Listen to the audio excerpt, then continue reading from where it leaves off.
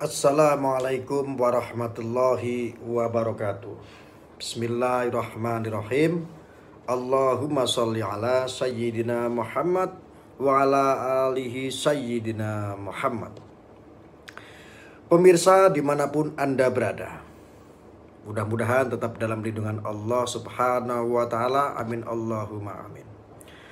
Sentuhan kasih sayang dari Mursyid Thoreqoh Sidikiyah Al-Mukarram Kiai Mukhtar Mukti, yang juga pengasuh Ponpes Majma'al Bahrain Hubul Waton Minal Iman Sidikiyah, membuat keyakinan saya semakin teguh.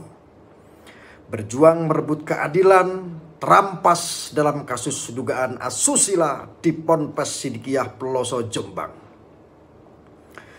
Ketidakadilan terstruktur semakin kuat terlihat di tengah semakin mentahnya dakwaan JPU. Betapa saksi-saksi yang tersebut adalah dakwaan telah nyaris semua membantah konstruksi dan kronologis peristiwanya. Penguat dakwaan hanya dijejali saksi gosip, testimonium de audit alias saksi karena mendengar ceritanya orang, bukan saksi yang melihat, mendengar, dan mengalami peristiwa. Menjadi aneh, justru terdakwa harus berjibaku menghadirkan saksi fakta, termasuk nama-nama yang disebutkan dalam dakwaan maupun yang tersebutkan dalam persidangan. Padahal untuk mencari kebenaran material seharusnya JPU dan majelis hakim yang bersemangat, karena di tangan merekalah keadilan ini bisa terwujud. Mereka juga punya kewenangan daya paksa. Bukti sidang kali ini, satu saksi kunci yang seharusnya dihadirkan malah dilindungi untuk tidak hadir dengan berbagai cara. Sebelumnya, untuk bisa dipanggil saja kami harus susah payah berdebat. Lalu setelah diperintahkan, dihadirkan, lalu dengan selembar kertas saksi itu diterima untuk tidak hadir. Tampak jelas baik JPU maupun majelis hakim melindungi satu saksi ini. Padahal dari saksi inilah kotak Pandora atau apa skenario rekayasa di balik kasus itu bisa terjadi. Tampaknya kekuatan besar ikut melindunginya. Sehingga dalam kasus Mas Beki atau MSAT ini tidak perlu lagi mencari kebenaran material.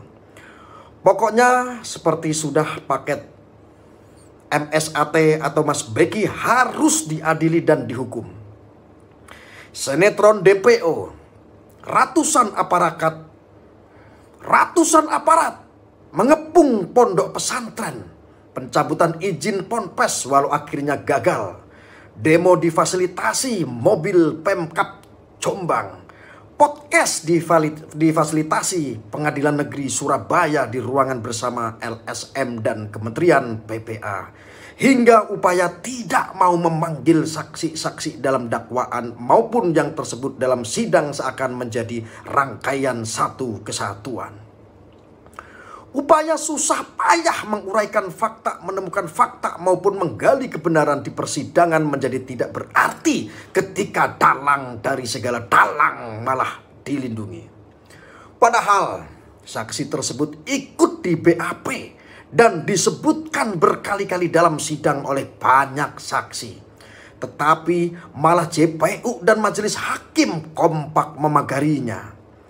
Bukannya dikenakan pidana obstruction of justice, malah dilindungi untuk tidak hadir di persidangan. Luar biasa memang. Jujur saya geram melihat permainan hukum model begini. Cara-cara terstruktur seperti ini akan rawan melahirkan peradilan sesat. Apa artinya kalau aparat penegak hukum sendiri tidak semangat mencari dan menggali kebenaran material?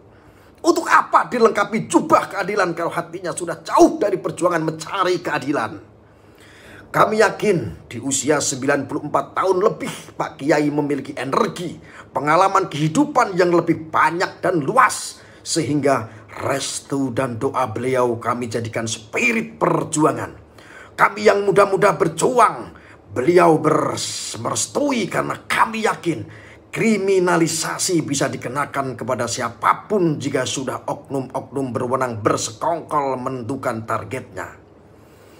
Kebenaran tidak mudah dihadirkan, tetapi harus tetap diperjuangkan. Inilah kata dari Bapak Gede Pasek sebagai tim hukum dari saudara MSAT yang terakhir sidang terakhir tadi ya. Jadi memang sangat miris sekali. Dan perlu diketahui untuk saudara dan saudariku semua, saya sih berharap ya untuk masalah kasus-kasus seperti ini memang membutuhkan malaikat yang masih menggunakan logika. Karena apa? Sidang-sidang yang saat ini berjalan seperti tidak logika. Seperti contohnya sidang sebelumnya bahwa korban yang ngakunya katanya diperkosa diantar pakai sepeda motor atau diantar menggunakan apapun itu. Saksinya ada. Dan di dalam BAP pun tercantum namanya. Tetapi ketika dihadirkan dalam persidangan, lagi-lagi saksi yang katanya pernah mengantar sang korban untuk diperkosa tersebut ternyata memberikan kesaksian yang di luar dugaan, yaitu tidak ada dalam rangkaian itu, tidak mengakui ada peristiwa itu, tetapi ada dalam rangkaian BAP. Dulu yang katanya opini, penggiringan opini, ada belasan santriwati di bawah umur yang saat itu dicabuli oleh seorang predator, yaitu MSAT atau saudara Subeki. Ternyata sampai detik ini fakta hukum hanya menghadirkan satu pelapor korban, yaitu usianya 20 tahun yang saat ini usianya 25 tahun. Tetapi saya juga menemukan gosip, isu bahwa apa? Orang yang mengaku tersangka, yang saksi pelapor tersebut ternyata isunya sudah memiliki seorang cowok, sudah memiliki seorang laki-laki yang sering dibawa bahkan untuk iwik-iwik. Bahasa kasarnya ngene. Masya Allah. Ngene. Jan-jane iki bolongane sing ngene iki sapa? Masya Allah. Astagfirullahaladzim. Ya. Lalu peradilan ini tetap berjalan. Ya, ketika ada keinginan, ketika ada tumpangan, ketika ada kepentingan, Masya Allah, saya akan diam ketika ini tidak ada keterkaitan dengan pesantren. Saya akan diam. Tetapi betapa kecilnya ketika kasus ini, kasus rekayasa. Mungkin itu saja. Wassalamualaikum warahmatullahi wabarakatuh.